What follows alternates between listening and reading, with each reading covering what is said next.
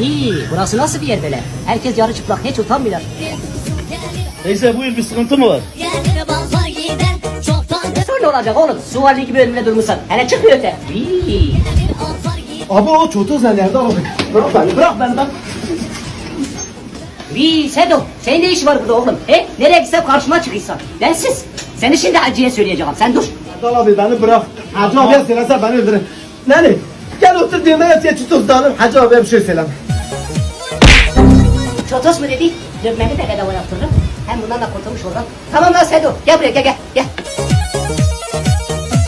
Vay sen de askerlerdensin ha. Ne yaptım abi? Sen geçten kimlerin canını yaktı ihtiyar. Aynen, çiviye çotos getiriyordu, çotos. Geli. Hadi getir çitos lan. Nene, çıtok geldi nene. Edo neneye bak ya dövmesi var. Sen Nani'yi tek gözle mi görürsen? Urfa'nın eski kırklarında ha. Hele sesi kestir, ver çotosu ver çotosu. Oh, what's up? Oh, what a man. Tiki tiki double.